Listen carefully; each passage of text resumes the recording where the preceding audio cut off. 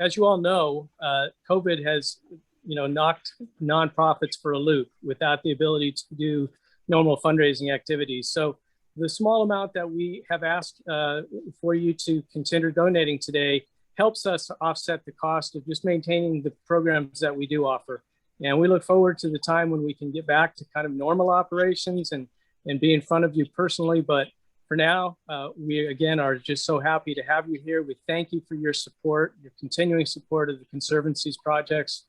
And we look forward to a brighter future as COVID gets behind us.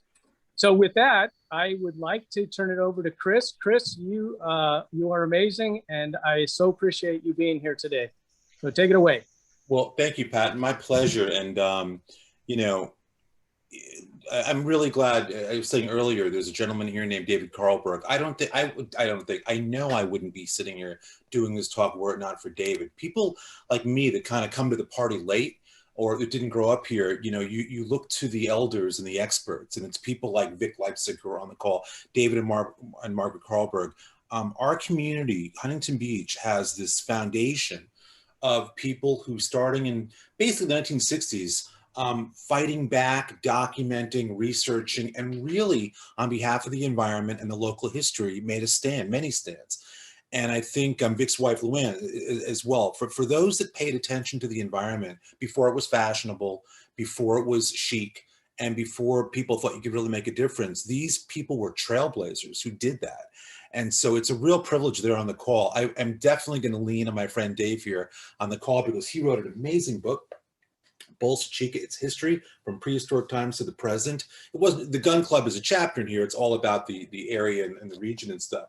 But again, I can't stress enough that look to the experts, look to the people who got us here in the first place. The work that they did decades ago still resonates today. It's still very vital, very relevant, and very important. And that's what puts me here is people like David Carlberg. So with that, I want to talk to you about a place that I have become, if I can share the screen, Kirsten, it says I can't. Kenny, do you have to do that since you're host? I'm on it.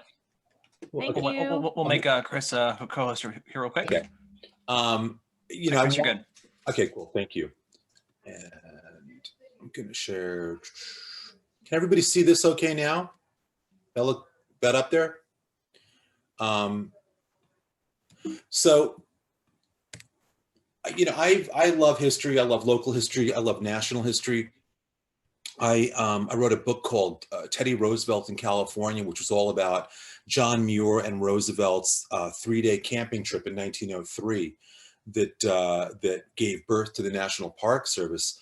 What's interesting is while Roosevelt was president, as we'll hear in a few minutes, in 1904, he actually became part of the Bolsa Chica Gun Club story indirectly, which is fascinating to me as somebody who loves learning about and researching Theodore Roosevelt.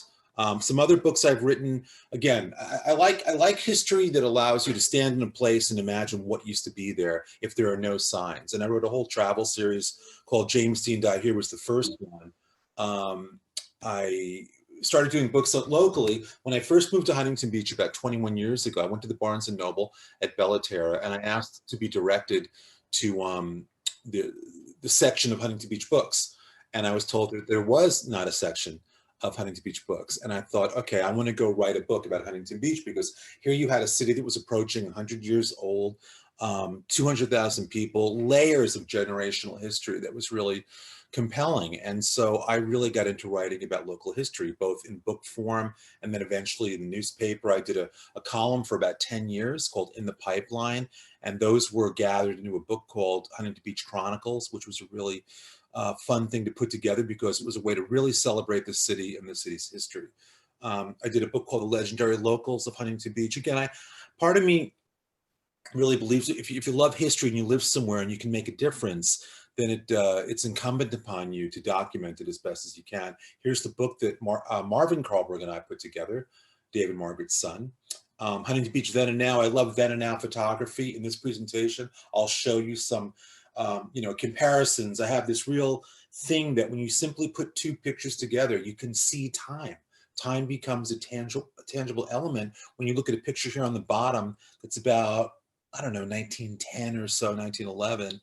And you look at the exact same spot today, you know, some things change, some things don't, but it really is a fun way and a simple way. I do this in schools a lot with students to show them how two pictures can tell a very complete and distinct story. About a year ago, I started doing a local TV show called Hidden Huntington Beach, which has been a lot of fun to do. As I mentioned earlier, we shot 13 episodes and we're embarking right now on season 2, another 13. We have a Facebook group called Hidden Huntington Beach, which I hope you join. And this has been a real chance to delve even deeper into certain histories. We did an episode about the gun club, and I'm going to show you a little portion of that in just a bit. Now, again, the gun club, I'm going to, just because of the time we have today, you know, race through certain parts of it. It's a very complicated story, but what you should know is that gun clubs back at the turn of the century, the turn of the last century, 1800s and 1900s, gun clubs in Orange County were very popular, and there were a lot of them. There were actually dozens of gun clubs, particularly near the coast. We are situated under a magnificent natural phenomenon called the Pacific Flyway, which is basically a coastal airborne highway for birds up and down. And so it made back then for great hunting. And so you had gun clubs all over the place, but a gun club was really, you know, not that big a production. I mean, gun clubs typically, you know, in Sunset Bay Wetlands in Anaheim alone, there were 26, but they were very modest affairs. They were very simple structures. They would look something like this. And you would have usually 1 or 2 room, almost shack-like cabin where people could clean their catches and things like that. But nothing too elaborate. These were places that, you know, tended to cater to slightly well-to-do people. But there were more modest clubs that were for everybody. This was a picture of the Los Patos Gun Club, which, if you know Huntington Beach, would have been located approximately where the Huntington Harbor Mall is today. This one gives you a sense of a slightly more articulated structure. Again, back at the same basic time, early 1900s, late 1800s. But the Bolsa Chica Gun Club, how does that come to be?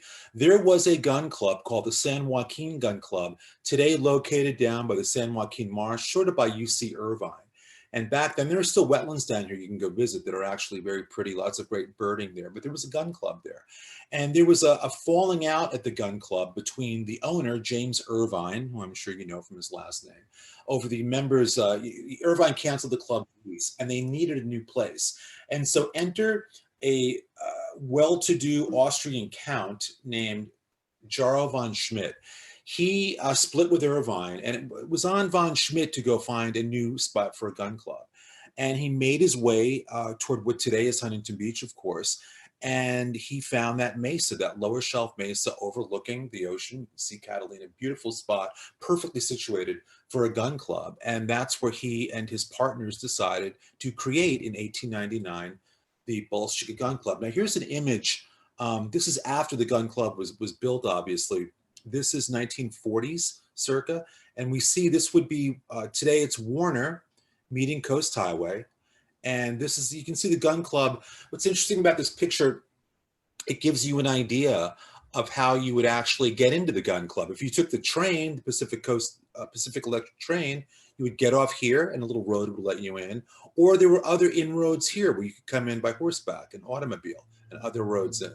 But that gives you an idea of just the open space. Now I'm going to go back in time a little bit, but again, I love historic aerials. For me, are a wonderful way to tell the story because again, we know how precious open space is today, especially in Huntington Beach. Well, today this area is still open. And again, a lot of that goes back to the people I mentioned earlier. Shirley Detloff, Margaret Karlberg, a lot of the women in town who got together, Norma Gibbs, who were responsible for forming the Amigos de Bolsa Chica, which fended off many developmental forces over the years. And again, I love the fact that this is still open land today. And what it looks like today. Again, there's been some encroachment up here, but by and large, this then and now gives you a really good idea of where the club was and how it would fit in today's visual signature. But going back, Baron von Schmidt forms the Bolsa Land Company in 1899, and they purchased 1,160 acres for $25,000, hurts to say, and they formed the Bolsa Chica Gun Club. And von Schmidt was the first president of the club. Here we see the articles of incorporation, some of the people who were involved early on. We see names like Torrance here, Von Schmidt is there, obviously. And who else? There was another, wait a second. 1 second. There was a name, it's actually cut off. There was a name, Hampton Story was another man who was on the original board of directors. Hampton Story is the man who built the Del Coronado Hotel down in San Diego. So you've got these interesting people. Soon after, Moses Sherman, developer who formed Sherman Oaks. You know, almost at once, the gun club becomes a power center for a lot of names that will become very famous and very well known shortly after. That's another portrait of Von Schmidt. And the formal opening of the clubhouse was in October 1899. And this was a big deal, best quarters in Southern California. Again, the gun club was unlike any other gun club that had been built in Southern California at this time. This was going to be, again, it cost $25,000 to build, and it was a beautiful redwood and cedar hunting lodge. Really a man's club, but a true man's club. And we see a nice photo of it here, kind of an L-shaped to begin with structure, and they could host about 50 people at a time, and right away it becomes very popular. Here's a note from the LA Times when it first opened. The new clubhouse on the shooting grounds is one of the finest in the state. Its exterior appearance is not attractive. Now, I don't understand that sentence. I don't know why it would say that because it looked sort of rugged and rustic, but the interior finish is on a scale and of a character that would do credit to almost any mansion. The interior is finished in polished redwood. There are several immense brick fireplaces with huge andirons on which are burned whole sections of large trees. The house is built upon the style of the old English taverns and is commodious enough to accommodate 100 guests. So when the gun club opens, it's big news. It's a big deal. It's something very special, and we see some of the early members here posing on the front lawn of the Bolsa Chica Gun Club. I mentioned people who belong there. J.S. Slauson, we know the street Slauson in Los Angeles. Moses Sherman, who developed Sherman Oaks. Jared Torrance, we know the city of Torrance. The gun club here, as we see, kind of their first map, and the gun club would be located where this red circle is. What this picture gives us, this illustration, a nice idea of all the different lakes and ponds and things that were formed. But this is an interesting story. You know, I tend to romanticize places like the gun club, but when you learn really about what went on there from an environmental standpoint, and we'll get into this in a little bit, and it gets back to some of the people who are here in our group today, the environment really paid the price. As much pleasure as the gun club members received from the site, the environment took a real hit, and we're still kind of paying the price today. But some background facts. In addition, boathouses, barns, animal pens, workshops, and accommodations for some larger staff members were constructed. There were different ponds in various shapes and sizes. Dogs were not allowed on the reserve. Instead, local schoolboys were hired to retrieve the downed birds, and about 500 acres are set aside for growing greens to attract the waterfowl. They raised their own chickens, turkeys. Dave Carlberg's book lays all of this out. It was very self-sustaining. They raised their own food. They had cows to create milk and cream. They had fine chefs there. They had very well-stocked wine bars. This was a real men's retreat, a real special getaway. And during the off season, they would stock the freshwater ponds with black bass. And so it wasn't just hunting, it was fishing as well. This aerial gives you an idea of the number of structures that were on the property. Here we've got the gun club's main property, but then we have a boathouse here. We have another boathouse here. We've got servants' quarters out here and other sort of structures that really give you an idea of just how much of a compound this place was. It wasn't just the gun club. It was almost its own little self-sustained city in the middle of no place. And again, in 1899, it's hard to really fathom, you know, what it was like out there in the area we know today as Huntington Beach. Another shot here, we see they would raise birds in this structure back here.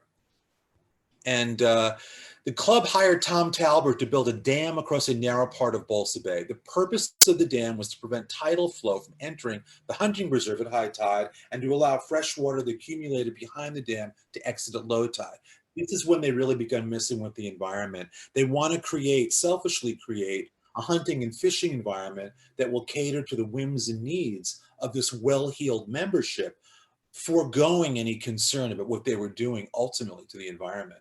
The prevention of seawater from entering the wetlands led to a dramatic shift in the ecology. And again, we still feel this today. It's better, but back then it made a big difference. Another wonderful image here that gives you an idea of just what this lodge was like, and how rugged, rustic, and I think very, very beautiful. Shooting was limited to 2 days a week. Members could invite guests to the lodge to hunt. Visits to the club by children and family members were strictly limited to certain days of the week.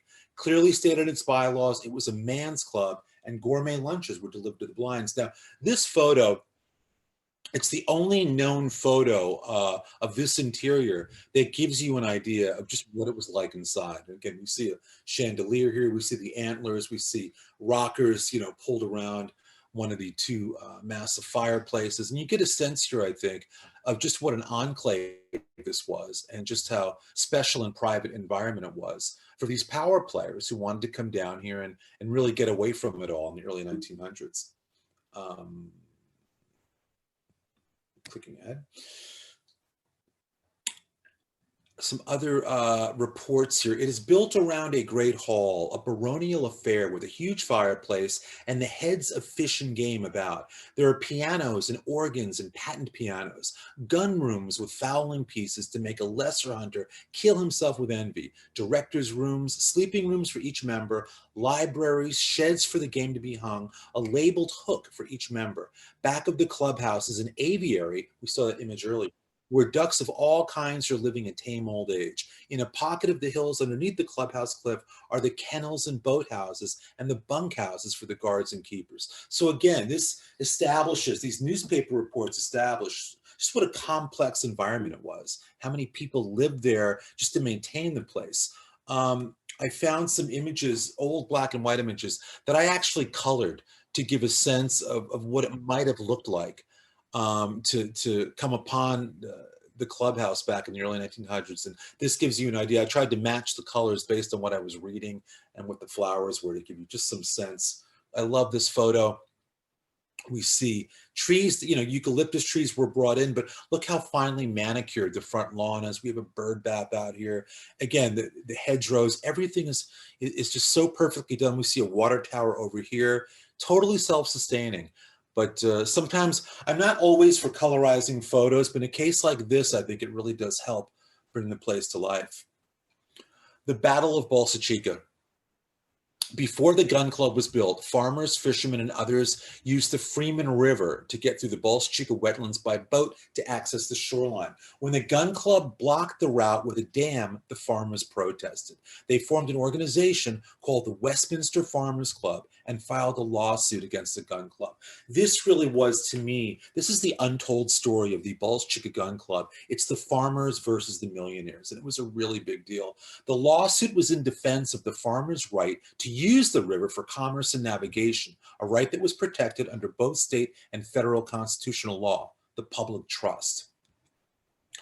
And the newspapers picked up on this. Fight of ranchers against millionaires. Gunpowder struggle of the Peatlanders now transferred to the courts. Wealthiest men of Los Angeles, the defendants. Most remarkable feud of recent years between the local duck hunting club and farmers of Orange County. Shooting narrowly averted. They were having standoffs at the gun club where the farmers were so sick and tired of these guys who came in, blew in, took over, started sealing off waterways to create fresh water situations to hunt and fish in, and it really bothered the farmers, and rightfully so. Several times within a month, bloodshed has been narrowly averted. The farmers have made armed excursions onto the millionaires' preserves, accoutred like troops on a marauding expedition. Guns have been cocked and pointed between the gun club guards and the farmers when a word or a breath would have brought on a tragedy. The millionaire, I love how they're just referred to now as the millionaires. This is in the early 1900s. Being a millionaire in 1903 was no small feat. The millionaires' fences and bridges have been torn down while the guards were standing on them with ready guns. The most picturesque soldier of the war is Dennis McCurk. Dennis McCurk was a local celery farmer. And this photo of him, I mean, this is like out of something of the Old West. Butch Cassidy. And McCurk was one of the leaders of the movement, of the farmers, who was a no-nonsense, fearless local who stood toe-to-toe against the millionaires to try and fight on behalf of the farmers. McGurk versus the millionaires. Dennis McCurk is a celery farmer working a little ranch only a biscuit throw from the edge of the Bolsa Chica hunting preserve. The annual profits from his farm probably aboard equal the dues of one of the members of the gun club. Dennis is not a duck shooter himself. He does not care to boat on the lake, which the millionaires have fenced off. He believes, however, that the gun club has appropriated land that actually belongs to the United States government. What happens? This goes on, but look now. Now we're in about 1903. The fight continues, fight of ranchers against millionaires, but we see a name here appear down below. Bearing its roster, the names of both millionaire Huntington and millionaire Clark. Huntington, Henry Huntington, the railroad magnate, has now joined the Bolsa Chica Gun Club. Not as a hunter per se, as I learned in Dave's book, for him it was more about a social experience more than going out and hunting. But now we can place Henry Huntington in the area where we now know as Huntington Beach, which is going to happen next. But Huntington has taken up the fight. Huntington is now being implicated and named as one of the evil millionaires. One of the millionaires is quoted saying, "There is no use of your kicking. We've got the most money and we are bound to win. When your money is all gone, we will not even miss what we spend in this fight." So they're very cocky, very arrogant, very probably justifiably so. These are industrialists who are used to getting their way. The farmers petition Theodore Roosevelt, as I mentioned earlier.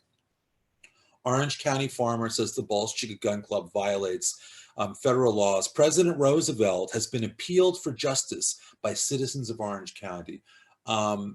It's not meant to go their way. The farmers plead their case at state and federal levels, even writing Roosevelt, but the gun club members had the upper hand, using all the influence and power at their disposal, and so they prevailed.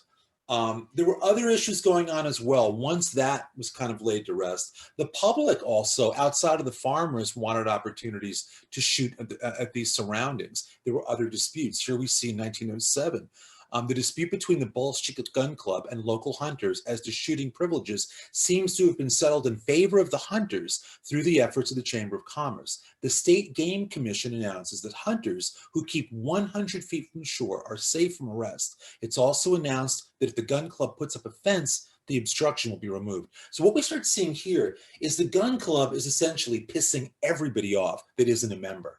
They've come in and really taken over the environment, the airspace. They have claimed this massive region for their own. And as things begin to develop in Orange County and the surrounding areas, people are fed up with this kind of ownership. I mentioned Henry Huntington. Railroad magnate, joins the gun club. It's thought in 1903, possibly 1902, but no later than 1903. A power player in his own right. While he is at the gun club, he gets word of a place down what today is Coast Highway, called Pacific City, maybe 4 or 5 miles down. And Pacific City is not doing well. It had been created as sort of the premise was creating something akin to Atlantic City, hence the name, which would be sort of a coastal tourist destination. It never worked out. People couldn't get there, couldn't physically get there en masse. So Huntington was approached, and what we have eventually in the spring of 1903 is a deal is reached, a deed transferring the bulk of the property, Pacific City, from the West Coast Land and Water Company to the Huntington Beach Company, of which Henry Huntington, the LA trolley magnate, is the prime mover. What's to me interesting about this newspaper clip from May 29th, 1903 is the last sentence. An electric railroad to the resort is one of the improvements contemplated in the building up of the place, which will in future be known as Huntington Beach. I believe this is the first time the term Huntington Beach is used in print. Interestingly as well, it's identified as a tourist destination. And I think people forget sometimes that was the original premise. The premise was to take Pacific City and extend that dream, what that concept was, to make it for tourists. Today, you know, there's a lot of talk and reflection of people that miss the small town, sort of the Mayberry by the sea. forgetting the fact at times that the original design was something somewhat grander. That's what Huntington was thinking. And so he, July 4th, 1904, the trains begin running down to Huntington Beach, and 50,000 people visit what's called Huntington Beach the very first day the trains come down. 50,000 people. So when you had a population that wasn't even 1,000, all of a sudden the effect is immediate and profound because of, now I think sometimes I'd be curious to ask Dave after our chat here, you know, to me it seems if Huntington isn't a member of the gun club, it's conceivable that we wouldn't be sitting in Huntington Beach today. We'd be sitting somewhere. But I think his proximity is really what made it, what created that link, created that bridge and that buying opportunity for him to buy Pacific City. And there we have a picture from July 4th, 1904, the day the trains first came down to Huntington Beach, our first 4th of July parade. The 4th of July parade was inspired by the event of having the trains come down. It was a celebration of that. To get off at the gun club, required a signed pass from Henry Huntington himself. However, von Schmidt refused the pass and instead bribed the conductors with Bavarian cream, according to some reports. Here we have a still image of what it would have looked like. This is from a 1930 film called Sarah and Son, but it gives you an idea where if you got off at the gun club, off the train, this would have been your view looking up, and you would have been picked up by a little vehicle that would have taken you over the dam that Talbot built up to the gun club, which we see here. And if we were to stand there today, it would look like that. So the dam is still there. It's been redone over the years. The gun club would have sat right up here. And as we can see, you know, a then and now comparison really gives you a sense of what things were like. Little things that happened over the years. There's so much, again, we could spend hours and hours going over all of the events up there. 1907, a 50-foot whale comes ashore directly opposite the gun club. The gun club, for whatever reason, found itself in a myriad of interesting situations like this. There were notable accidents that took place on Coast Highway right at the gun club.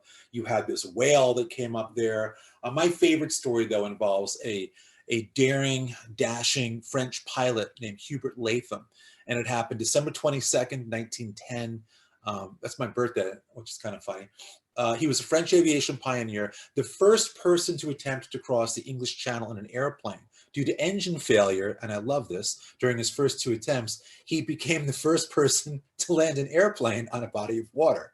So that's looking at the glass half full. But Latham, you got to understand too, 1910, where is flight out of 1910? You may be aware, if you remember the Wright brothers, the Kitty Hawk, that was only 1903. So in just 7 years, we had advanced to the point where there was an air show happening up in the Los Angeles area. Here we see Hubert Latham immortalized back then on a tobacco card. He was so famous, he, like baseball players, he had a tobacco card. And he flew this wonderful airplane, the Antoinette, and it was called a monoplane. They called it the Dragon in the Sky. And this was his signature plane. And what happened was, another great image of him here operating his monoplane. The gun club heard about this air show up there, and a couple of the members issued a challenge to Latham. Nobody had ever shot a duck or any kind of bird with a shotgun while flying a plane. And they thought, given Latham's knack for, he's got an almost evil Knievel persona at that point, a guy who's always up for anything. They issue a challenge to him, and he flies down from Los Angeles to the Bolsa Chica Gun Club. Now, I've got a little bit of video here. This is not the event, but this shows him, or it should rather. Wait a sec.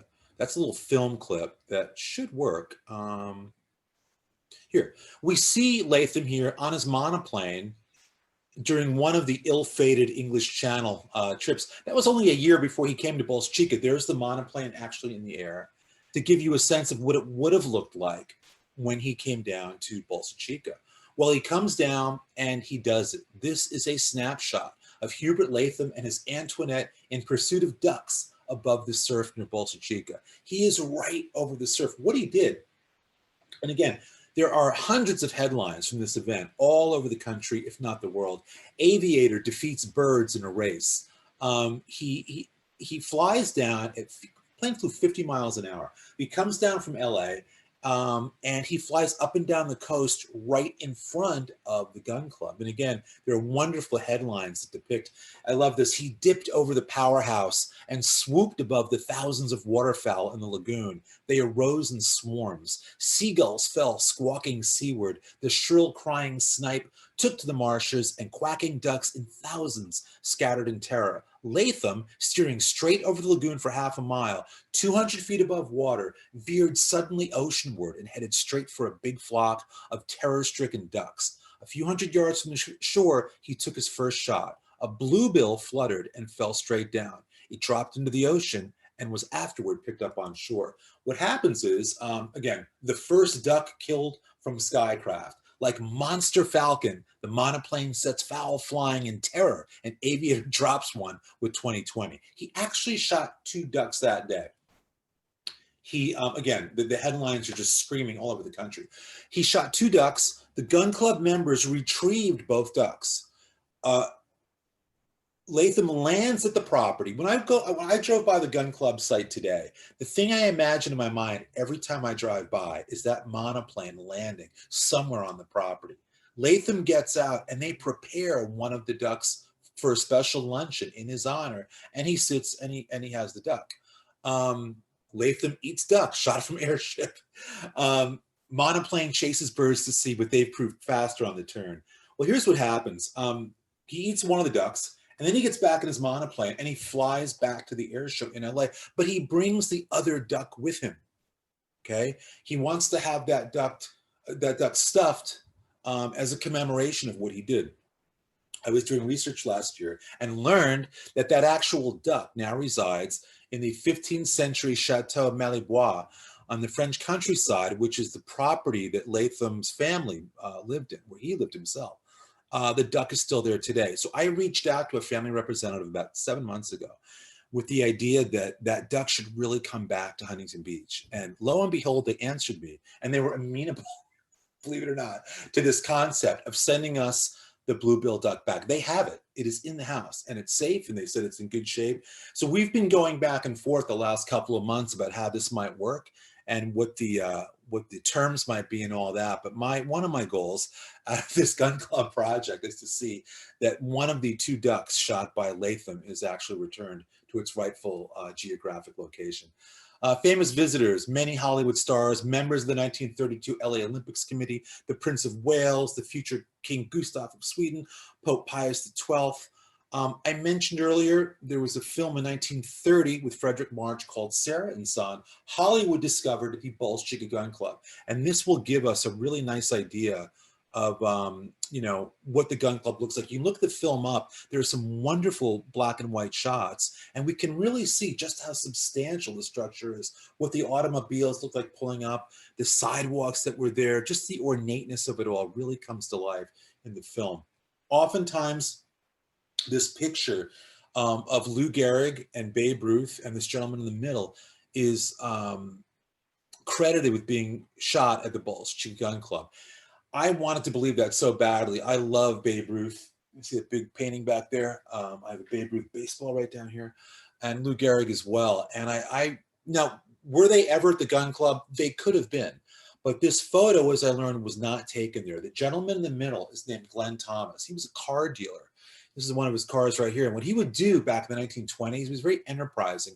When local celebrities came through, he would take them hunting and usually sell them a car. And he was not a member at Bolsa Chica. I spoke to his family. He was a member at another club called the Farmers Gun Club over in Los Alamitos, which is where this photo was taken. This photo is amazing. As a baseball fan, it's 1927. It's 2 weeks after the Yankees won the World Series. Gehrig and Ruth are wearing their New York Yankee jackets. That was the famous Murderers Row team, arguably the most famous baseball team in history. And whether or not they're in Huntington Beach, these guys were in Orange County. They were on a barnstorming tour playing exhibition baseball games in 1927. So they were close to here, and they did go shoot ducks. This was Lou Gehrig's only trip to California. And again, Glenn Thomas did this with a lot of people. And so, again, I would love to have figured out that this was at the Bolsa Chica, but alas, it was over at the Farmers Gun Club. Secretary of Navy, again, once in a while, the newspapers would pick up on famous visitors to the gun club. And in the case of the Secretary of the Navy, he was out here a number of times in the 1930s. We see it starts to become, as the 20s and 30s go by, gun clubs are falling out of favor for a number of fairly obvious reasons. I mean, society is growing. There's development. Shooting guns at will in the middle of nowhere is all of a sudden not an option. And so the gun club begins to morph somewhat into a social club. You see reports like this in the paper. Bolsa Chica Gun Club was a jolly place over the weekend. Many Los Angeles people motoring down to sojourn over the holiday. You would have weddings there. You would have these socials and things like that. So the gun club is going through a change here. Now, as we know, Huntington Beach, the biggest change in city history was when oil was discovered in the spring of 1920. Well, Bolsa Chica experienced its own oil experience. A thorough examination of the geological structure of the earth in that part of the Southland in which Huntington Beach and Newport Beach and the gun club are located has convinced Mr. Boas that the section is teeming with oil, which will soon be flowing in heavy quantities. And flow it did in late 1920. The first Bolsa Chica well is struck. It goes on a rampage. And the rich get richer because these guys owned the property. Members bought up the gun club and the property. Here we see an oil company certificate. And again, it made just wealthy people became far more wealthier as a result of the oil that was discovered there. Bolsa Club owners to split $6 million. These were very common headlines as the oil continued to flow and these men continued to prosper. We see other things here. I loved how the Whittier Nature Study Club of Whittier would come visit the gun club to study birds. As time goes on, as we approach World War II, again, the club is beginning to shapeshift a little bit, less about hunting and more of an enclave to come visit and study nature and hold social functions. Here we have another image from the film Sarah and Son. I'm going to play the clip for you. Again, this is 1930, and it gives you a wonderful idea of how this area right here really hasn't changed that much. So if we can play this, we see that car pull up, and look at that. And there is the gun club in all of its glory. Whenever I walk up there today at that exact site, I think of this film, and it's really intriguing that Hollywood saw the magic in the location as well. It must have been a very exotic shoot to come down from LA and shoot this. We see some more of it here as well.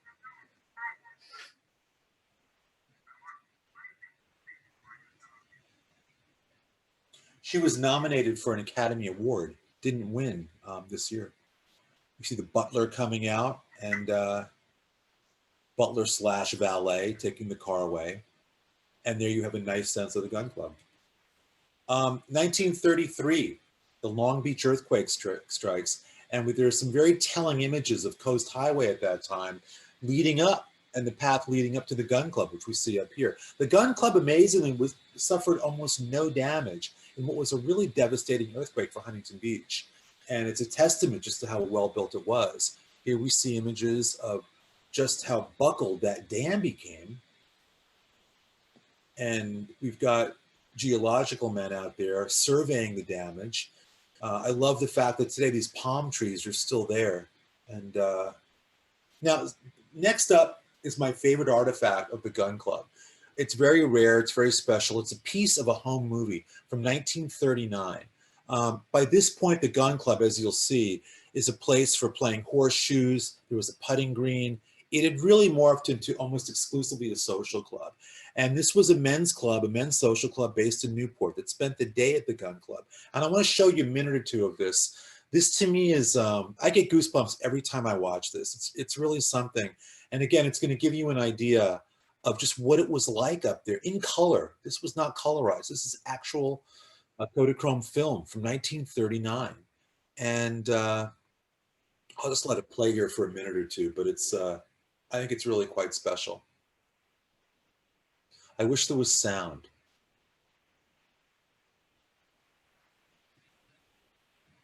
I love how the ivy is grown over a lot of the rooftops. That palm tree is still there today.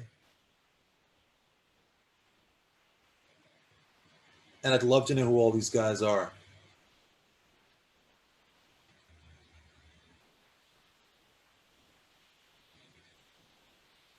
clearly posing for the camera. These images to me look like they could have been shot yesterday. You know, there's a real timeless quality, but pay attention to those shots of the gun club where you can really see this film gives us detail where we can see what it looked like up close and can really imagine. Also, look how well dressed these men are. Lots of shirts and ties, lots of, you know, kind of country club casual is what we're looking at here. Men playing horseshoes, lots of pipes being smoked.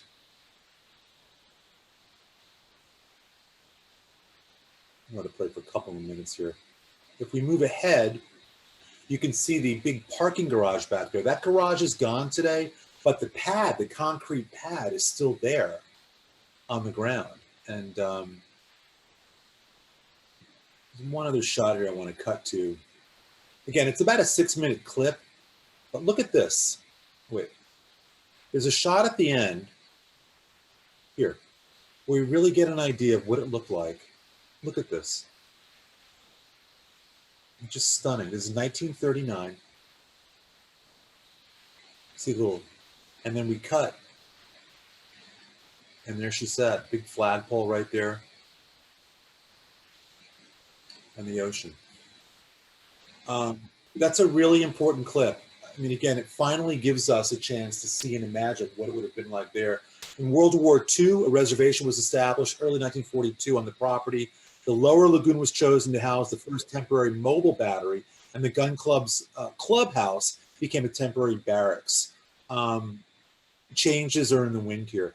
In 1942, construction begins for a temporary battery, large caliber gun batteries, bunkers are being built, and here we start to see, you know, now declassified, we begin to see what was happening with the U.S. Army and how they were building up these coastal batteries. This was the war after Pearl Harbor.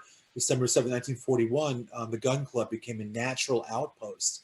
And reservation initially armed with 2 tractor-drawn 155 millimeter GPF guns, heavy artillery up there. And, you know, there's still some remnants of that up there today.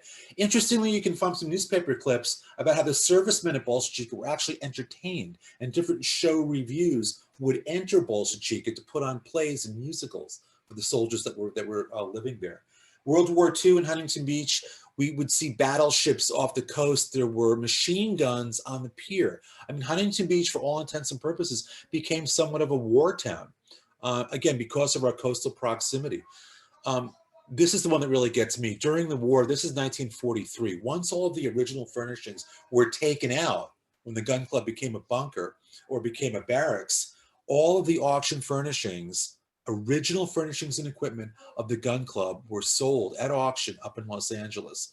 And it makes me think that somewhere today, a lot of the original pieces of furniture and artifacts still live somewhere. People may not know where they came from, but I really want to believe that because of this auction, that many of the original pieces still live somewhere. Again, during World War II, there were lookout towers.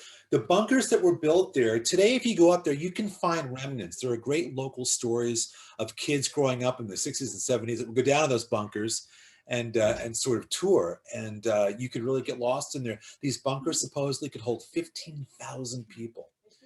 And today, again, you can find little outcrops of what it might have looked like back then. And if we were to sort of draw a map of where they were, this is the ocean here, gun club property here. Some of the larger bunkers were located back here, and today it's part of the Brightwater development. So again, all open space here, but the bunker systems were located all throughout here, the biggest of which was about here. Today, if you go up there, you can see the old Panama gun mounts, these big metal rings in the ground where the guns were to have been mounted.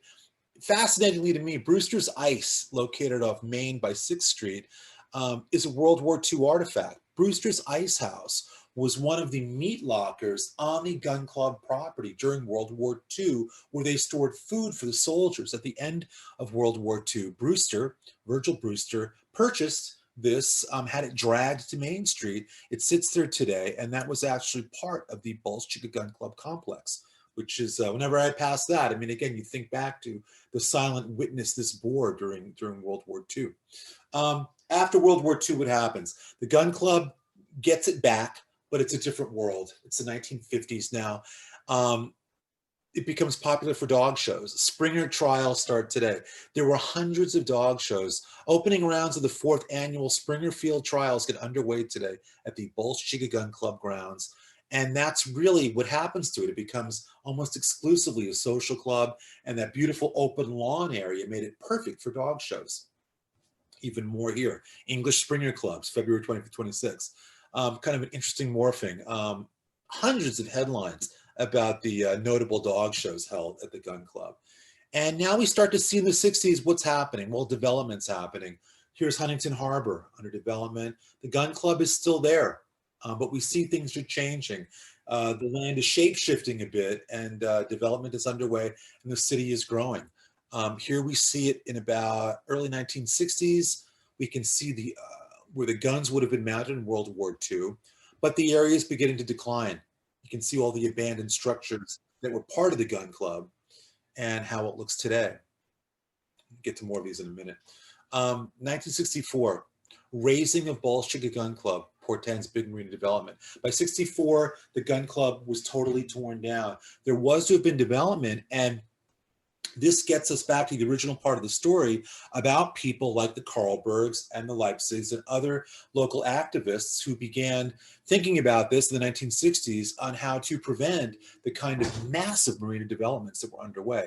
It's hard to really envision what it could have been like today. People I know aren't happy about some of the home lines that are up there, but you know what? It could have been 10 times that, 20 times that, were it not for the efforts of a lot of locals. And ultimately in 1964, the buildings are fully cleared off the gun club land.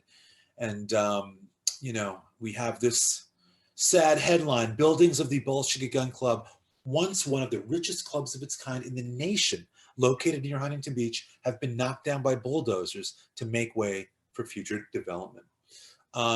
As time goes on in the 60s and 70s, we can see trace elements up here. Some of the structures still remain. In 1970, we have this beautiful aerial shot where the gun club is gone. It would have sat right about here. But you can see the garage is back there, that garage from the home movies, and some of the substructures. The corral where they kept cows is still back over here. And another beautiful image here that shows us 1970. There was still a lot there, even after the main quarters were destroyed in 1970. And now, with Huntington Harbor almost fully developed by the 1970s, the gun club has essentially disappeared. What arises up on part of the property is a place called Smoky Stables. And there was a horse farm up there that some of you may remember, which is part of the gun club property. And it was 350 acres of that brush and grasslands where you could go and the kids could go ride horses. It was basically an equestrian center that ran up there for a number of years, run by Smokey. And the real win here, though, is the long gone farmers finally get a win. In the summer of 2006, seawater flowed into the restored wetlands for the first time in over 100 years, facilitating the recreation of wetland habitat, benefiting a variety of species, including several threatened and endangered species.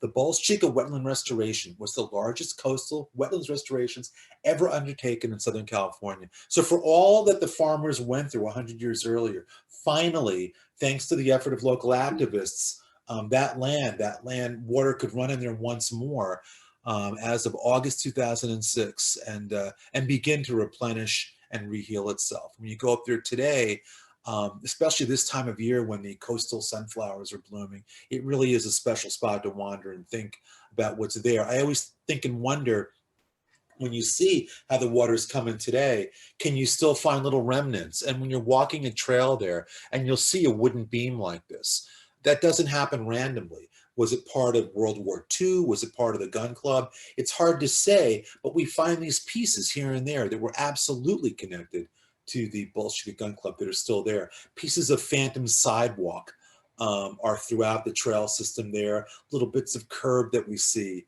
were all part of it. Culverts and things that were arguably part of it, you know, metal sticking out of the ground. Again, nothing was accidental there. And I love looking for openings in the ground like we see here that may have been part of an entryway to one of the bunkers. pieces like this are fascinating traces of the past to me, and it's a big part of the reason of why I walk there. What we did recently was if we wanted to put the exact outlay of where the gun club was, this is where it was. And technology makes it so easy today. To give you an idea, here we see one of the, where the Panama gun mounts was, and the other one right here. And so what we see is that trail today. I always felt like the gun club sat back farther, but when you walk the trail along the fence line, you are actually cutting through part of the gun club. And that little piece of concrete that we see here in the yellow square is still there today. In fact, what I did is went out, and the curb system that we see here, the curb that would have cut again right into the gun club, is there. This piece right here is today right there. And I love pieces of history like that, because once you've got that as an anchor, you can fill in the rest, as we're doing here right now. So with that, what I would like to show you very quickly, we're pretty much on time, right? I would love to show you a very quick piece here of, okay, one sec, of the episode we did of Hidden Huntington Beach. Can everybody see? Is that up there now? Born and where they're dying, and it's the last remnant of hidden history here at the old gun club. Yes. It's amazing. Yes. I'm thinking about what it must have been like maybe right where we're standing back in 1901, 1902. They raised their own chickens here to feed these wealthy gun club members. They had vegetable gardens. They had fishing ponds to make, to catch fresh fish. It was really a beautiful environment for the members. And I think about one member in particular, Henry Huntington, when he first started coming here around 1900, 1901. This is where he hears about a little place down the road called Pacific City. So he hears about Pacific City, and ultimately, within a couple of years, they make a deal. He purchases it. It becomes Huntington Beach. As I was saying in the earlier setup, if Henry Huntington never came to the Bolsa Chica Gun Club, we may not have had Huntington Beach, which is an interesting thing when you think about it. It is. Where were those decisions made? What happened right where we were standing, right? Right. But what I want to do, if it's okay with you, can we go deeper into the wild and see what's back there and just get a sense of what's really here now? Yeah, let's do it. Let's go. Okay. After you. All right. Wandering back in the wild, overgrown vegetation where the gun club used to be was a fascinating experience. You could feel the history crunching underfoot in every step, and there were many telltale traces of the old club. Large blocks of concrete, old rusted pipes, and more scattered around the property. Due to how densely the growth is, however, it was hard to get the kind of look I really wanted. And you know what that means. We're just going to have to come back. Still, it was a mesmerizing peek at the past. It was easy to imagine all of the exclusive automobiles pulling up the driveway and depositing the elite passengers. I also started thinking about what it must have been like during World War II, when the Army took over the gun club as a military barracks to protect against attack by sea. We'll talk a little bit more about that in an upcoming episode of Hidden Huntington Beach that will deal with World War II history in the area. But today, it was all about the gun club. Watching carefully for rattlesnakes, Kelly and I made our way across the expansive property and just soaked it all in. You could almost hear the gunshots shattering the calm and peace of early morning.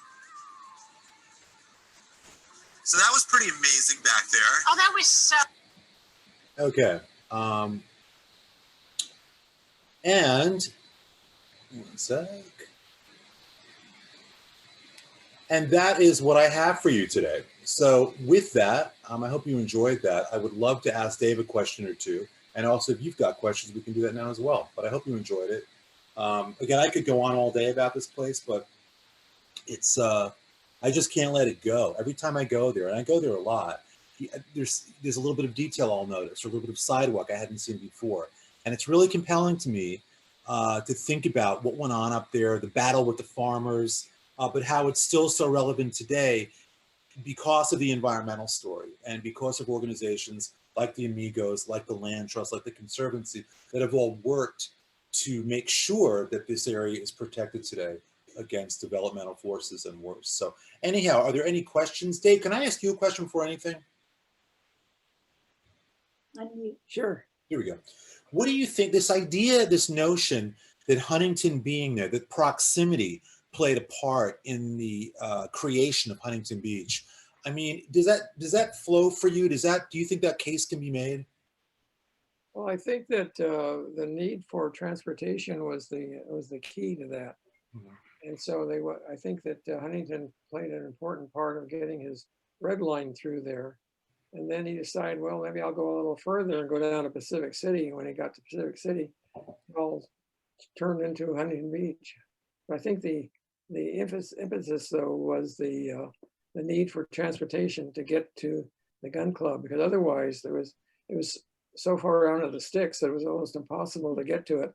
You know, people don't realize back then, to get from Los Angeles to what we know as Huntington Beach before the trains could take 2 days. And now all of a sudden it would take 2 hours, Yeah. ironically, about what it takes today by car. But A it good day. really made a big difference. And again, you think of all the people that were up there, whether it's the French pilot, whether it's, Moses Sherman, all these guys.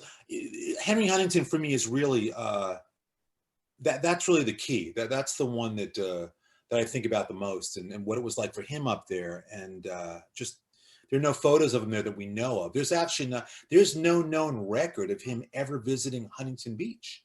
Nothing, which is interesting to me as well. But again, Dave, I want to thank you for inspiring me all these years, for doing so much legwork up front to make presentations like this possible, and for your all your dedication. Again, it can't be stressed enough what you and your associates did to help protect the environment here.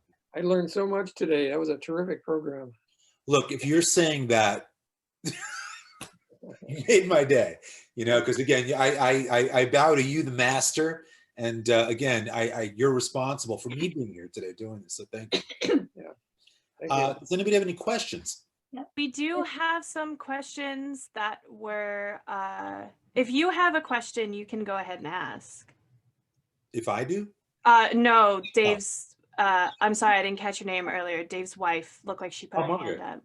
Margaret, yes. One thing I was surprised you didn't find reference to was the burning, the fire department using the burning of the buildings for fire for Practice. Yeah. That was one story that because yeah. we saw. Kenny and I were actually talking about that on the side, because from what we understood, the building burnt down.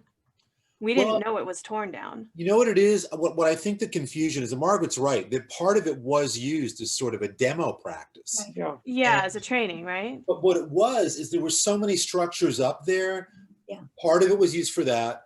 Part of it was knocked down. I mean, again, it wasn't just that one gun club building. You had a very substantial carport in the back there and other quarters. I mean, I have images of the incredible Carnegie Library that had been on Walnut in 1964, I think. That was destroyed as a fire, practice session too. And it's like, you look at these buildings, and I look at those photos and they put tears in your eyes thinking, that would have been so easy to save. Imagine having a Carnegie Library structure today, or the gun club today. Those buildings would be magnificent learning centers, and just structural treasure to have still in the city.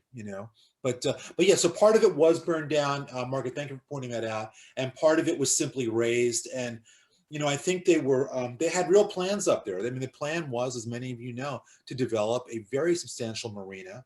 This was not long before the nuclear power plant plans of Bolsa Chica. There were all kinds of crazy plans that were to have happened. And thankfully, in some cases, they collapsed under their own weight. In other cases, they were fought off. But again, those things, nothing happened by accident. I mean, the fact that it is what it is today is the result of a lot of hard work, a lot of time and energy, and a lot of toe-to-toe with some very powerful people. That's not for the faint of heart. It's really not.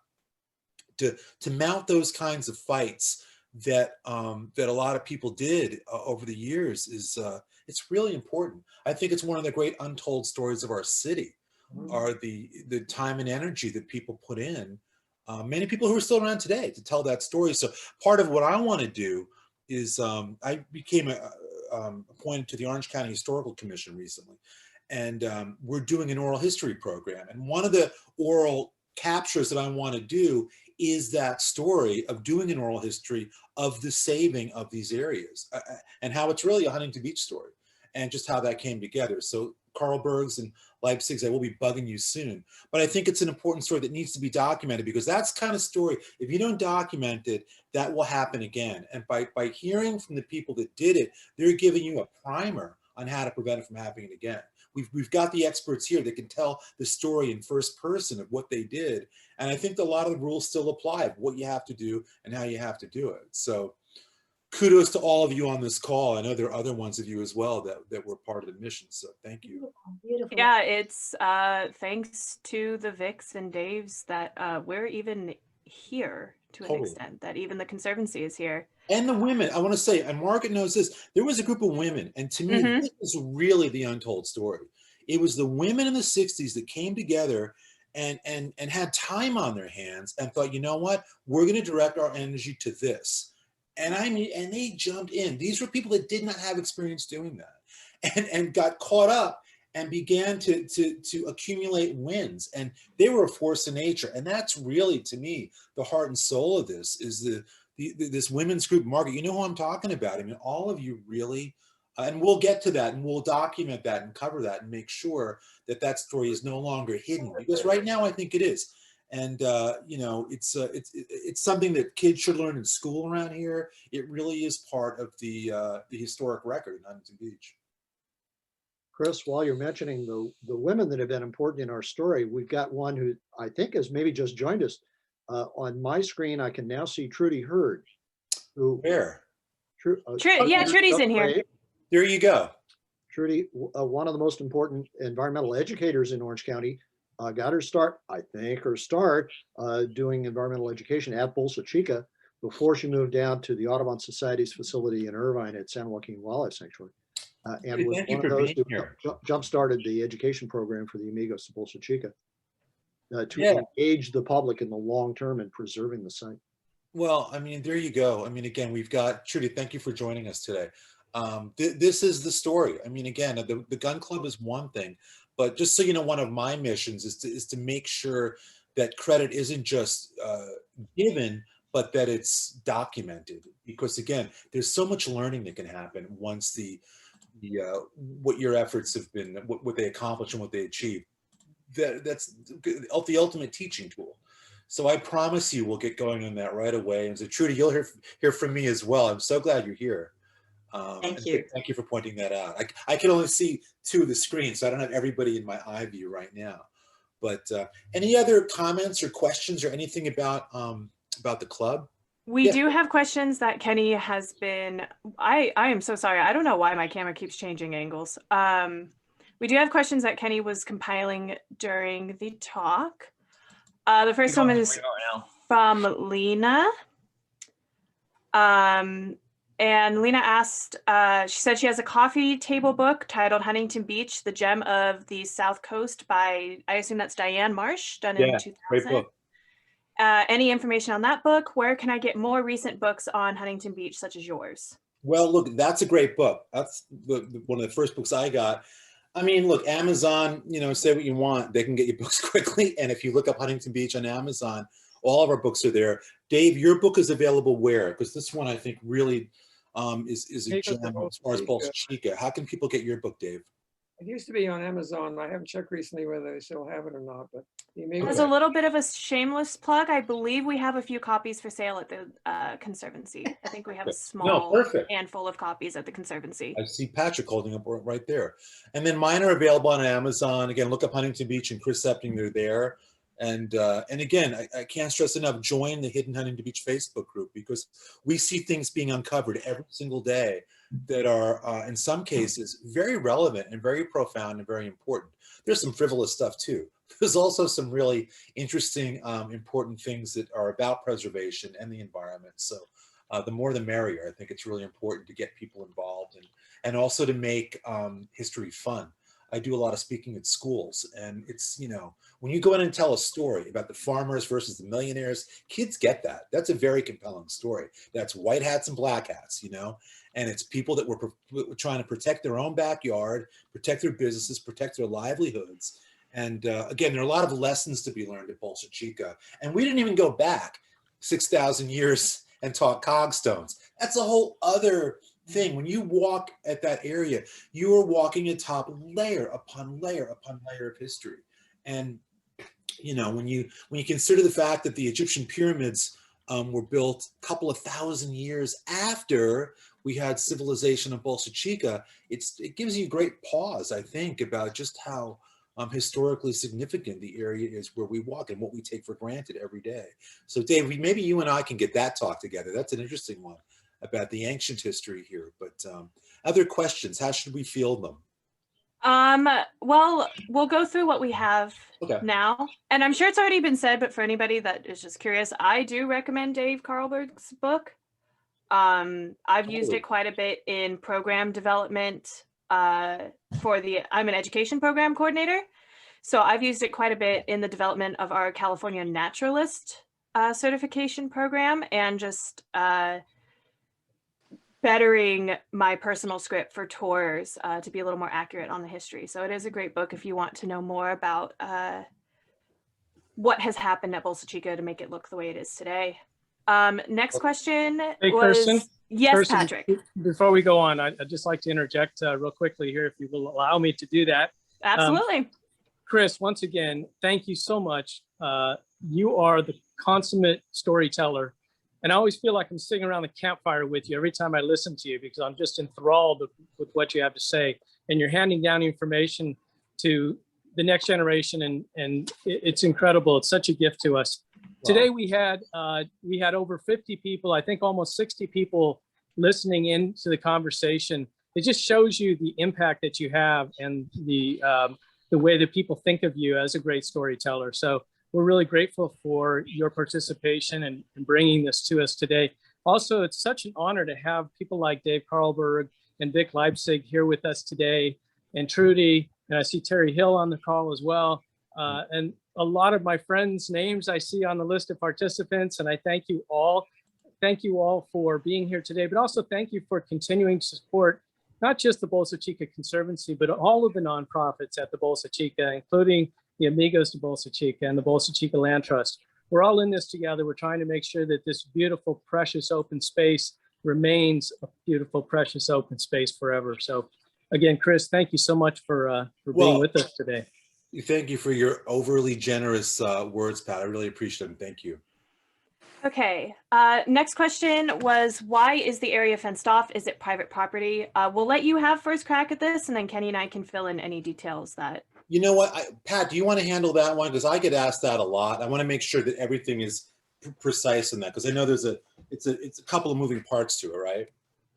Yeah, I'll let Kirsten take a crack at that, and I might add on to it. Oh, okay. It's technically not private property. It is owned by is it the State Lands Commission? Yes. Yeah, it's owned by the State Lands Commission. It is fenced off because it is part of the sensitive habitat. There's quite a few rattlesnakes and, oh my goodness, the burrowing owls back there that it's part of a sensitive habitat. And as far as we know, there's no plan to open it to the public. I believe the State Lands Commission and CDFW are working on a restoration project for that area, a restoration plan for that area to kind of restore it to that coastal, I believe it's coastal sage scrub that it should be. I could be wrong on that. I'm not a plant expert, but restore it to some semblance of what it looked like before all of the development in the area. You know what's fascinating? I had a couple of diary entries I found from the early 1900s, and the members there are describing the great blue herons in the trees outside. So if you go to this time of year, those are all connected. The herons are still there. And you know, so when you hear those squawks, it's another sort of sonic connection to what was there. You know, I love there are legacy pieces up there, those eucalyptus trees that don't belong up there, the palm trees. I mean, those they didn't grow there, they were brought there. And so those are artifacts. Those are part of the story. And we actually got that question kind of recently from a visitor that came up to the table that we have set up outside the center. And just as I guess a fun fact for anybody that's curious, they don't remove those trees, the palm trees or the old eucalyptus trees, because they now have become habitats for local wildlife. So the palm trees are a favorite for the herons to nest in. They like being really high up and kind of concealed when they nest. So they prefer nesting up there. And the trees are used a lot for raptors. So things like kestrels. And Trudy, I'm sure you know a lot more about birds than I do, so you can feel free to correct me if I'm wrong. Things like kestrels, hawks, the couple falcon species that we have like to use those trees. So even though they technically don't belong there, the state can't really remove them because they have in a way become part of the habitat. Hey, you know So, what? just a little fun fact. Before we take a question, may I share one other picture? Mm-hmm. Hang on one sec. I want to, this to me is the essence of all of it. On a personal level, when I walk there, which is almost every day when I'm around. But I want to show you this. I think it's quite amazing, and it's right here. Can you see this okay? Is that up there? Yep. Okay. So what this is, Dave, we know that women and children weren't really allowed up there, but once in a while, you know, on designated days, you could bring it. I found this picture, which is so riveting to me. It's a mother and kids at the gun club. And you can see, I like this kid. There's always that kid that's in his own little thing. But you can see the gun club back here, and you know, you look how dressed up they are. Look at her. Look what she's with, hoop skirt. Look at this. This image to me is so telling, because when you stand here in the same spot, look at the property. It's all there. You know, palm trees haven't been planted yet, but it's all right there. You can figure out where the boathouse was. And I added a little poem that I wrote standing there, looking at that picture, because it got to the heart of why I like doing this and how important and integral it is to have old images to compare and kind of put yourself in the moment. And it's really short. It's just, if the air feels thick, if shadows appear, if time seems to wrinkle, there's nothing to fear. It may just be layers of people and past that once were right here where memories last. The space where you wander, though just walking through, may still hold the ghosts that hold on to you. And for me, that's really, this is why I love history. It's walking through layers and feeling who was there before, you know, listening for cues, looking for things, and just imagining what it would have been like to be in that space. So thank you for indulging my little bit of poetry, but that picture to me I love because it looks like they're going home. They might be waiting for the train out there, you know, and it just, what was that day like for them, you know, in 1902 or whatever. So anyhow. Okay, next question was, is the flagpole still there? No, I don't believe so. I haven't seen it. Sadly, I wish it was, but it's not. How many men were members of the gun club? Over the year, hundreds. Dave, I don't know if you have a final count on it. They would accommodate, I think, 50 maximum where they had living space for. But over the years, there were hundreds. I mean, it was kind of a rolling register where it went from what? It was like $1,000 originally to join for the year. Yes, and I actually did, with us having to do virtual content, we've been filming virtual tours. Both myself and Whitney, the other education coordinator, did one. And I was curious when I was writing my own little script for it. So I did one of those inflation calculators online, and $1,000 in, I believe I did 1920 money. So would have been before before Black Friday or Black Tuesday, Thursday, right? The stock market crash. In 2020 dollars, that would be $23,000 a year. So that's more than a whole lot of people make in an entire year for 1 year membership at the gun club, just to kind of put it in today's perspective. Imagine if they had kept it. You know, when you think about a place where you have weddings, like that kind of place, like they were doing in the 50s, it had become that kind of place where it was socially based and things like that. If you always wonder if they had managed to hang on to the place, it's like if the Golden Bear could have gotten over that hump of mid-'80s development, what kind of second act could it have had? And I think the gun club could have had a magnificent second life as that kind of place, you know, and ultimately as a museum. So, but what are you going to do? Okay, you kind of already answered this question, but were women ever allowed to be at the gun club? They could be there. They couldn't hunt, and there were certain designated days where families could come. But I think there was still kind of a separatist sort of thing, right? There were certain areas that women weren't allowed in, but you could, as we saw in that image, women and kids occasionally were allowed on certain designated, there were time windows where you could do that. Why did they tear down the main building but leave the other buildings standing? Well, again, like we were saying earlier, I think they tore down the first one with the plan that eventually they were all going to come down. And within a year, everything was gone. I mean, for the most part, you know, outside of the garage, most buildings were taken down. And I think this is when they got to it. That area was kind of in limbo for a while after they tore down the main building. And that's when the battles had sort of begun of what was going to happen there. So I think it was just a matter of, you know, as soon as they could get rid of it, and a lot of it degraded over time as well. I mean, nobody was trying to save those buildings in the mid 60s. You know, I think at that point they were considered eyesores and were just getting in the way. This was another question from the same person. I would love to understand the difference between Amigos de Bolsa Chica and the Bolsa Chica Conservancy. So I think that's something that we and Vic and Kim, who are both Sure. members of the Amigos, can answer. The Amigos were the first nonprofit established for the betterment of Bolsa Chica. They did a lot of the legwork in saving a lot, I would say the majority of what Bolsa Chica is today from development. The original plan was to make it kind of like Huntington Harbor, where you'd have a bunch of homes and a marina. But with the conservation movement in the 70s, it was determined that there was a viable wetland at Bolsa Chica, and the Amigos were a huge, huge, huge instrumental part of saving the reserve as we know it and establishing the early education programs to kind of show people why this area is so important and why we need to care. Vic or Trudy or Kim, what year were the Amigos established? I always get confused. 1975, really incorporated in 1976. Okay. And then we, the Conservancy, were established in 1990. We actually technically just celebrated our 30-year anniversary, but got a little squashed because of COVID. We were established as part of the kind of agreement with Huntington Harbor as part of a coalition plan to be a non-political organization, but to educate and work to restore the area. And then a few years later, the Land Trust, the Bolsa Chica Land Trust, was established, and they have also been working on the litigation side.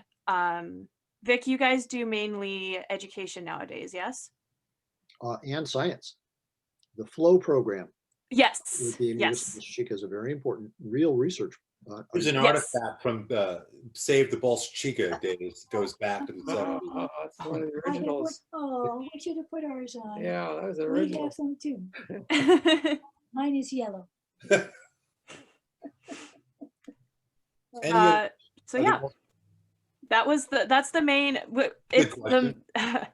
I'm not sure how to put this in easy terms. We all work on the same land. We all work on the ecological reserve, but our programs are a little bit different and we are separate organizations, but we do work together when we can for common goals and such. Somebody did private message me a question. I have to scroll back and find Great questions, everybody, by the way. Thank you. Of did the fire affect, or did the fire last year reveal any more artifacts? And the short answer to that is probably, unless Chris knows more than I do, is no. I wasn't there, so Kenny, please fill in because you were there that day. From what I understand, they stopped the fire before it reached that half of the mesa. Yeah, that's what I heard as well. It's a great question. I mean, I was thinking that day when the fire was raging, as horrible as it was, in the back of your head, you're like, all right. You know, what's it going to show us? Hey, by the way, I just found something. It was akin to what we were talking about. I'll share. This is my last share, I promise. But check this out. This is here's that picture. Can you see that? Yeah. That's the Carnegie Library in '65, I believe, being burned. You can see the firemen here. You know, this was a controlled burn, and that's what happened to that. Carnegie, is some of you may know, built libraries all over the country. They had a very distinctive red brick look. Anaheim still has theirs. It's part of their museum complex. But we had one, and there it is, you know, and it hadn't been used for years and years, and it become overrun, and so it became a fire project. So frustrating to see the images like that, you know. But I think the gun club was sort of like that. From what we understand about the fire, OC Fire Authority kind of built a break on the southern end of where the fire was burning, so it didn't really get all that close to the palm trees or By the what's way, left of the gun club. that fire happened 2 days before we shot that episode. I was really concerned we weren't going to be able to go back there. Now, I went back there. Dave, remember our walk back there? Yeah. It's really fascinating. I mean, at some point, the logistics, I'm sure, would be complicated, but if there would be any way to organize some kind of semi-regular walkabout back there, it's amazing. I mean, there really is substantial wreckage in a lot of different pockets, and it's incredible to poke around back there. And I think people would be fascinated. The old corral is still back there. There was posts that we showed in the clips. So it's like, there's another Save the Bolsa Chica down there from Phil Smith. Very cool. So yeah, maybe down the line, there'll be a way to get on the other side of that fence once in a while for people. Maybe it's a fundraiser thing. I don't know. But it's once you're back there, it's very different on the other side of that fence. And again, it's stepping into history like that. Chris, I'd like to offer a contrasting view. Sure. It's really dull back there. There is absolutely no reason for anyone to go back there. It would bore your socks off, keep yourself, your family, your pets out of the enclosed area. I know. It's wildlife. It's very sensitive. No, I know. They got point taken. Rattlesnakes. A lot of snakes. No. Don't tell them about the snakes.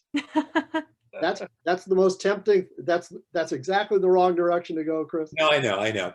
Like I said, having been back there a couple of times as a historian, it's fascinating to me. But point taken. I mean, you don't want it overrun. It's still also a very sensitive area, obviously, and you don't want it especially after the fire. There's been a lot of disturbance. There is, but you know what? If you go up there to the fence line, it's incredible how much you can see.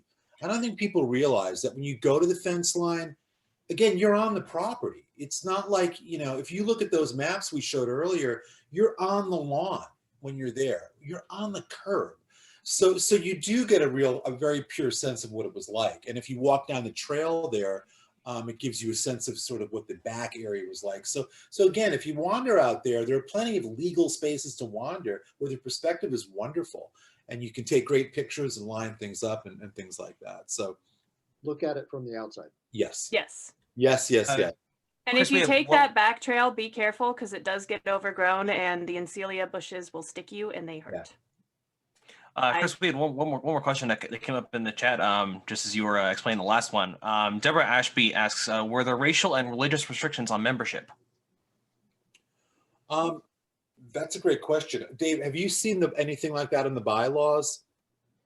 I'll tell you one thing I noticed, not gun club related. I think looking at the membership list there, I think there's implications there that white millionaires is probably the leading factor. Well, you know, what's interesting is that right across the street, picture Jack in the Box today as a visual reference, Warner and PCH. In the 1920s, there was Pacific Electric, a red car there, yes, not on the tracks. It was there as a club. It was part of another little hunting club thing, a little subset for PE members. Dave, do you know about this? I don't think so. I think I made even a photo of it. Let me look for a second. In their bylaws, it states explicitly that it's an all-white club. I mean, there's no mystery about it. And let me see if I can find it. If it might take me a second, but so that to me was it's fascinating to see that in print. You know, I think we forget sometimes that that existed. We think it was like under the table, but no, it was Jim Crow era. I mean, it was stated in the bylaws that it was a white only club. And we're going to be doing a Hidden Huntington Beach episode on the beach club that was to have been an all African American club near kind of PCH near Newland-ish, that burned down mysteriously in the mid 1920s, and that's a whole other story about the racial scenario in the Huntington Beach area in the 1920s. One second here, but anyhow, that's a very good question. I haven't seen the actual bylaws. I'm attempting to get to those. For those of you, I will tell you now, as a result of becoming so enthralled with the gun club, I'm planning on writing a book just about the gun club. And so that's going to involve a very deep dive into things like membership practices and all sorts of things like that. So we'll get to that. I think it's an important question. It's an important point. And the Harvey Mudd Library in Claremont there, they have at least one copy I've seen of the bylaw. This is a little book about this big. Well, here we go. If I know I lied. One more share here. Here we see, okay, picture being around Jack in the Box here, or actually more in the parking lot. Here's the gun club in the distance. That PE car, that would have been the Pacific Electric hunting club where it would sit today, where the train tracks would have run through today. Gives you an idea where it was. And that car sat there into the 1930s. So again, lots of history surrounding the gun club area. And I promise that issue that you asked about will definitely be part of the book. And you know, once I get into the archives and poke around and do some deeper research, hopefully it will reveal more specifics about what that situation was. Okay. Another question was, are there any plans to construct some type of tribute to the gun club on that site? Not that I'm aware of. Again, as part of the OC Historical Commission, we're talking about where to have historic markers placed throughout the county. Obviously, I have a slight sensitivity to Huntington Beach, and there are spots like that I think deserve a marker. I would love to see a county marker up there. I will say that I'm not sure who put the new sort of placards and thing up there. There's some great signage up there. Those were collaborative, I believe, between the three NGOs and CDFW. That's what I thought. I didn't think it was one, but those are wonderful, and those tell the story. They're very kid friendly. If you go up there, and they're great. And there's a nice gun club one, and those are all very important. I do think it would be nice for a more formal recognition by the county of the gun club, because it was unlike any other gun club that ever existed in California.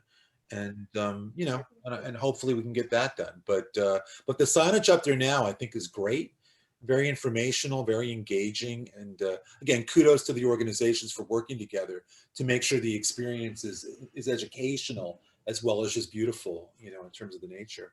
Yeah, Kenny and I got a good look at them when we were out filming virtual content. And I don't think I was around when they were being developed. I think that was before I got hired on. But we really got a good look at them when we were filming virtual content. And the new interpretive panels are great for the entirety of history. There's great stuff about the indigenous groups that live there, about the Spanish use of the land. There's nowhere else in Huntington Beach where you can walk that short a stretch and learn so much about the city.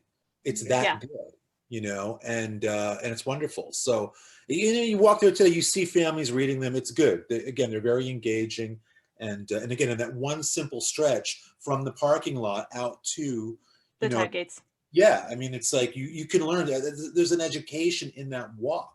It's very, very complete. So that's all we have for questions so far, unless anybody has anything else. Well, I just want to say thank you. I am always impressed in kind of a Zoom era, or on a beautiful Southern California day, we've created our own little secret society here of people that love history and love looking back. And so kudos to all of you. Thank you for taking some time and being part of it. it's and supporting, you know, these organizations. That's really important. So It's being it always recorded. impresses me to have great people here. Again, we're all kindred in that we're spending our day doing this.